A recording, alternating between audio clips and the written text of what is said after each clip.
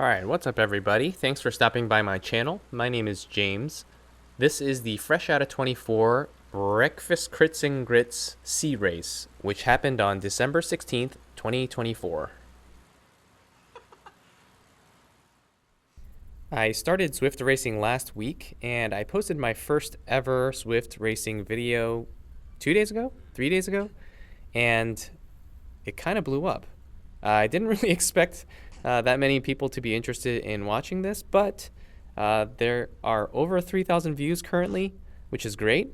A lot of people gave me really helpful tips on how to race better on Zwift. And I think if you're coming back here after watching that video, and especially after reading the comments, I think you're in for a treat. But no spoilers. Yeah, in all honesty, thank you so much for commenting and giving me tips. I have some friends who are helping me out too, but you guys all seem to agree on a few things, and I'm going to talk about them today. Okay, first things first, I am on a new bike. I am no longer on the Zwift Carbon. I am on the Canyon Air Road, which looks really fast when this guy is on it. I actually own this bike in real life, the 2021 version. It looks like this. Yeah, it's a really nice bike. I could probably speculate all I want on how much better this bike is than the Zwift Carbon, but the bottom line is, did it feel faster? Yeah, I think so. Alright, so based on the things I learned from the comments in the previous video that I posted, I came up with 3 things to focus on for this race. In no particular order, they are drafting better, using minimal watts to stay in the draft, using the power-ups more wisely or being more timely about it, and working on a lower average cadence, and being out of the saddle a little bit more. I will show you the course map and course profile in a little bit, but this is the first climb. This first climb is actually also the finishing climb later at kilometer 21, I think. Okay, here we are working on process goal number 3, getting out of the saddle, lowering my cadence a little bit. It was pretty obvious that even before we started the race, this would be a selection point. So obviously I just wanted to be with the front group by the end of this climb. Now there were a couple guys that were kind of pushing the pace. They were creating some separation, and I was too busy commentating my thoughts, and I was a little bit too focused on those guys who were in the front, and I forgot to use my power up. And I also kind of forgot we would go through a banner after the climb. Not perfect by any stretch of the imagination. Anyway, I crest this first climb right behind the front group.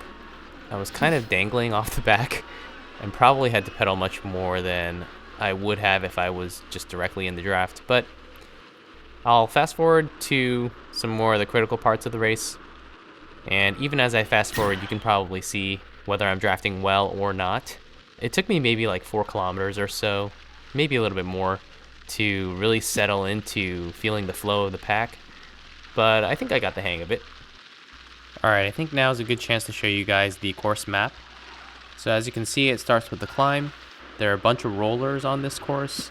Once you get to the far right of the course, you do that loop 4 times, and then you come back to that red section, the climb that we started on.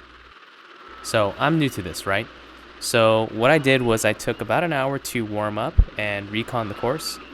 As I started riding the course, I was basically observing where the hills were, where the banners are, and I actually had a pretty good idea.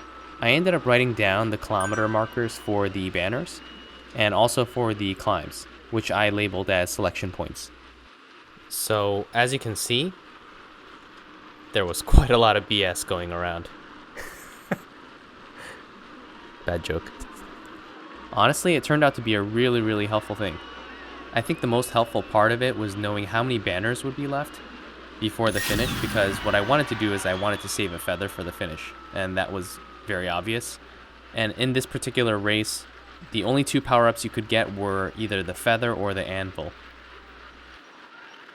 Now, this is probably not a completely novel idea, so if anyone knows of any websites that might list the kilometer markers for each Zwift course and the banners, that would be awesome. Let me know. As we're zipping forward, you can kind of see I've gotten the feel for drafting in the pack, and Definitely conserving energy here. When I was warming up on course for about an hour, my legs felt pretty good for the first time in about a week and a half. I could also tell that my heart rate was responsive again. I took that as a pretty good sign. This race took place on Monday. I did take a rest day on Sunday, and the Saturday before I did about 3.5-ish hours of Zone 2. That's not to say that I thought my legs would be good during the race, because there have been plenty of days where I warm up and my legs feel great and I don't perform very well, and then vice versa, where my legs feel terrible during warm up and then I actually do really well during the race. So wait, is this a banner? Oh, must have missed this one. good ideas are not always perfect. Ooh, forgot to turn on my fan. Idiot.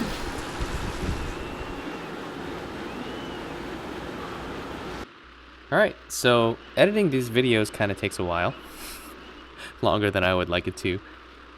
So I'm going to fast forward all the way until about 1.2 kilometers left in the race, and I'll show you guys the end. All I'm doing basically is drafting the best that I can. I get a feather with about 3 banners to go, so I save it, and I don't use it at all, and I'm going to use it on the finishing climb.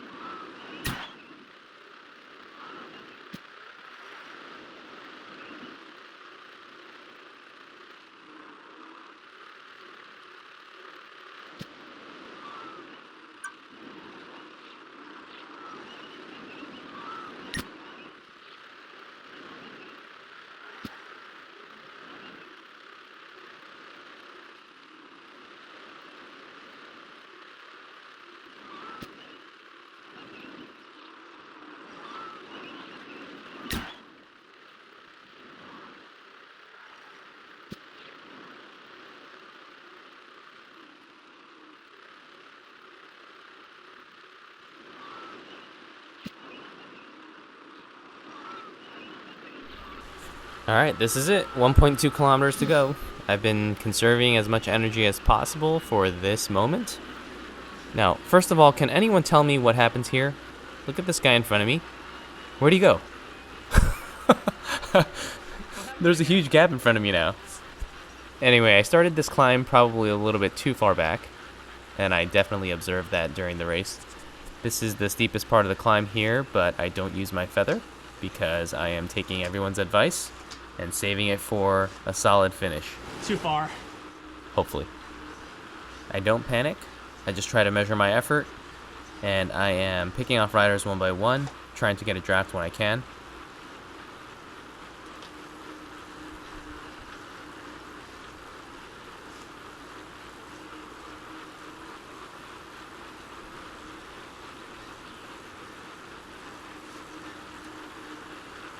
Alright, I am at 200 plus beats per minute. This guy up front has 4 seconds on us. I'm drafting these two guys. Honestly, at this point, I was somewhat okay with just getting second place. But, yeah, I'm not the type to give up. Ah!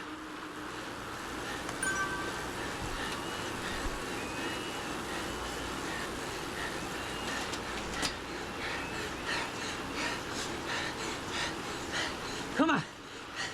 Come on! Ah! Ah! Ah! Ah! Ah! Ah! Ah! Yeah! Yeah! Yeah! Ah! Yeah! Ah! Ah! Ah! Oh my! Yeah. Snagged my first win on Zwift. Honestly, I have everyone else to thank for all the tips that you guys gave me. Yeah, definitely felt good. Really interesting how something like this could feel so satisfying. But yeah, look at the top 10, or at least the top 8 here. I was the lowest watts per kilogram, I think by a good margin for the most part. So I'm pretty sure that's an indication that I drafted a little bit better than last time. Thanks, guys. And let's take a quick look at the cadence too. My average cadence the last race was 108. My average cadence this race was 99. I was actually aiming for somewhere between 95 and 100, so that worked out well. Yeah, I don't know what else to say. Thanks for watching. Have a nice day. Oh yes, the obligatory like and subscribe. Okay, keep training hard, guys.